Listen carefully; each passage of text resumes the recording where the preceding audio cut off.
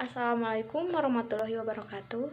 Baik, di sini saya akan menjelaskan tentang tujuan pendidikan Islam. Sebelum memaparkan materi, izin memperkenalkan diri. Nama saya Hanisa Fitria, NIM 11920200035, kelas PAI 5A. Baik, langsung saja kepada materi tujuan pendidikan Islam.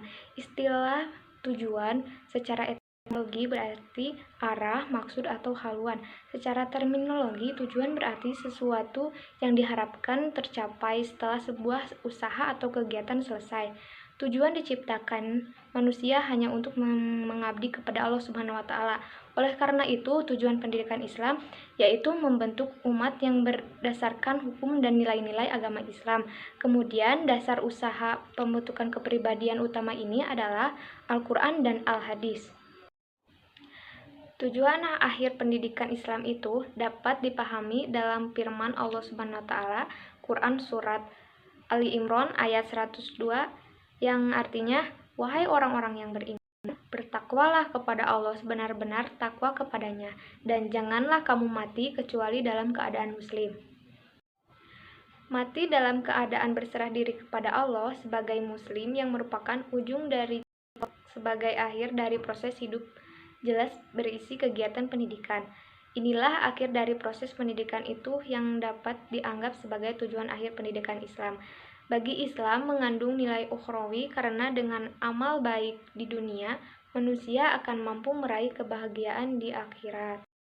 Nah, di sini ada beberapa tujuan yang menjadi jenjang agar sampai pada tujuan akhir itu, seperti tujuan umum dan tujuan khusus pendidikan Islam. Nah, yang pertama, tujuan umum pendidikan Islam. Tujuan umum ialah tujuan yang akan dicapai dengan semua kegiatan pendidikan, baik dengan pengajaran atau dengan cara lain. Tujuan itu meliputi seluruh aspek kemanusiaan yang meliputi sikap, tingkah laku, penampilan, kebiasaan, dan pandangan. Tujuan umum ini berbeda pada setiap tingkat umur, kecerdasan, situasi, dan kondisi, dengan kerangka yang sama. Bentuk insan kamil dengan pola takwa harus dapat tergambar pada pribadi seseorang yang sudah dididik walaupun dalam ukuran kecil dan mutu yang rendah, sesuai dengan tingkat-tingkat tersebut. Nah, yang kedua, tujuan khusus pendidikan Islam.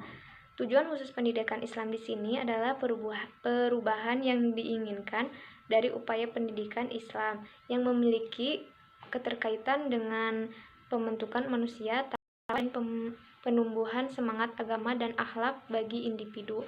Al-Ayani menjelaskan tujuan khusus pendidikan Islam diterapkan berdasarkan keadaan tempat dengan mempertimbangkan keadaan geografi, ekonomi, dan lain-lain yang ada di tempat itu. Titik akhir dari tujuan pendidikan Islam adalah identik dengan tujuan hidup orang Islam itu sendiri, yaitu terbentuknya kepribadian utama atau pribadi muslim yang dapat hidup sejahtera, bahagia, dan selamat di dunia dan di akhirat.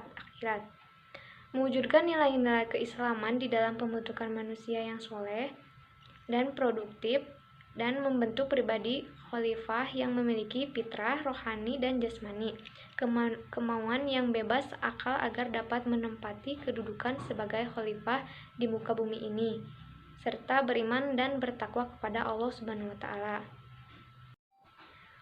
Menurut Abdurrahman Soleh Abdullah, ada 4 tujuan pendidikan Islam, yaitu yang ke-1, tujuan pendidikan jasmani, atau disebut juga ahdab al-jismiyah. Yang kedua, tujuan pendidikan rohani, atau ahdab al-rohiyah. Yang ketiga, tujuan pendidikan akal, atau ahdab al-aqliyah. Yang keempat, tujuan pendidikan sosial, atau ahdab al-ijtimaiyah. Tujuan pendidikan jasmani atau ahdab al-jismiyah, peran penting manusia adalah sebagai khalifah untuk mengolah, mengatur, dan mengeksplorasi sumber daya alam. Dalam pandangan umum, kemampuan untuk memainkan peran manusia di dunia diperlukan sosok manusia yang sempurna dan kemampuan atau kekuatan yang prima. Keunggulan kekuatan fisik memberikan indikasi salah satu kualifikasi Talut menjadi raja. Nah, selanjutnya tujuan pendidikan rohani. Tujuan rohani dalam pendidikan Islam diistilahkan dengan ahdaf ar-ruhiyah. Bagi orang yang betul-betul menerima ajaran Islam, tentu akan menerima keseluruhan cita-cita ideal yang ada di dalam Al-Quran, peningkatan iman, dan kekuatan jiwa seseorang mampu menurunkan dirinya untuk taat dan tunduk kepada Allah, untuk melaksanakan moralitas Islam yang telah diteladankan ke dalam perilaku Rasulullah SAW, merupakan bagian tujuan pendidikan Islam. Nah, yang selanjutnya, tujuan pendidikan akal atau ahdaf al-akliyah.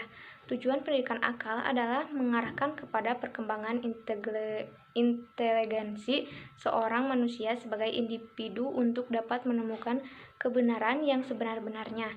Telah terdapat tanda-tanda kekuasaan Allah dan penemuan-penemuan ayat-ayatnya, membawa iman seseorang kepada Sang Pencipta segala sesuatu yang ada ini.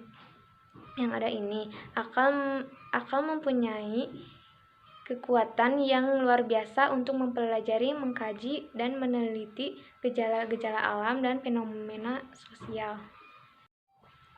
Yang terakhir, tujuan pendidikan sosial atau ahdaf al-ijtimaiyah.